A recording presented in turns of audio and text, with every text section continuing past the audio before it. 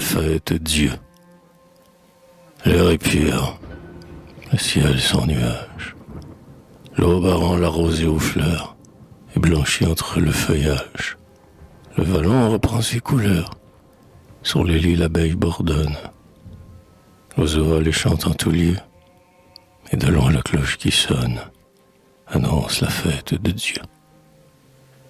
Hérode se jonche de lierre, et déjà le voile de lin blanchit les murs de la chaumière. Le pauvre qui suit l'orphelin vient prier la paix du monde. La bergère, dans les guérets, cache sa chevelure blonde sous la couronne de bleuets. De l'encens l'urne balancée frémit en sons harmonieux. La Vierge, à la voix cadencée, suit la pompe en baissant les yeux. Des fleurs volent sur son passage, et ses frères viennent chacun offrir leur cœur modeste et sage, comme un beau vase de parfum. Le long du sentier solitaire, la mère, pour son nouveau-né, demande à Dieu sur cette terre un sort tranquille et fortuné. Sa prière est un doux sourire, sa main effeuille quelques lits, et son regard semble dire: Père, bénissez votre fils. Sur les guirlandes effeuillées, sur les tapis et les rameaux, sur les roses qu'on a cueillies, Jésus passe dans les hameaux. Comme au jour de pèlerinage, il n'a pas posé ici que le creux du rocher sauvage, les bois ou le sein d'un ami. Ouvrez-vous, auguste portique, devant les pas du Tout-Puissant. Ébranlez-vous, cloches antiques, sur le temple retentissant.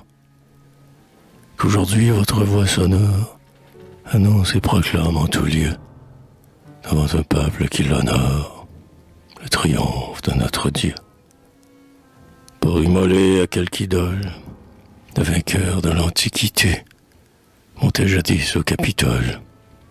Des larmes de l'humanité, sa gloire était environnée. Et le barbare inglorieux marchait, tête découronnée, devant le char victorieux. Du Sauveur ce jour est la fête. Partout il a, sur son chemin, retracé les pas du prophète, guidé l'aveugle par la main, visité l'humble et le malade, béni les champs, l'arbre greffé et l'eau pure de la cascade. C'est ainsi qu'il a triomphé.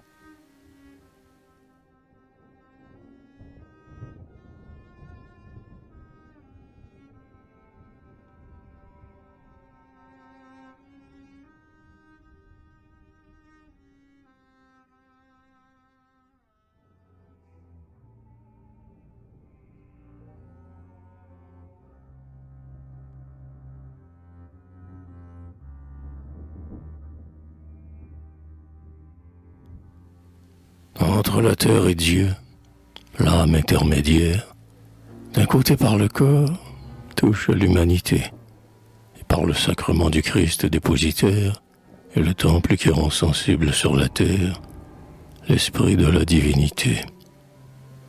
Alors de la nature immortelle est le prêtre, centre de l'univers, son cœur est un autel, où la création se soumet à son maître. Sa prière est l'écho que la voix de chaque être fait retentir vers l'éternel. Prophète, il peut chanter.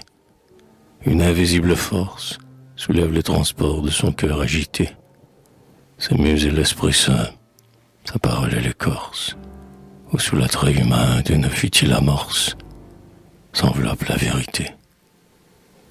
Le monde est un grand corps, la mer est sa ceinture. Sous la tente du ciel, son front est abrité. Deux yeux toujours ouverts éclairent la nature. Les forêts dont les airs bercent sa chevelure. Son âme est la divinité.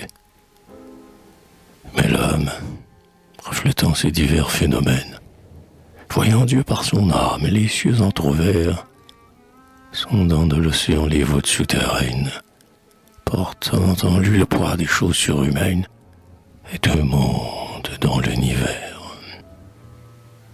Le ciel même obéit à sa voix si profonde, et quand il a parlé, descend dans le saint lieu. L'Éternel a rendu l'immensité féconde, en prononçant un mot. Le sien créait un monde. Prêtre, le vôtre enfante un Dieu.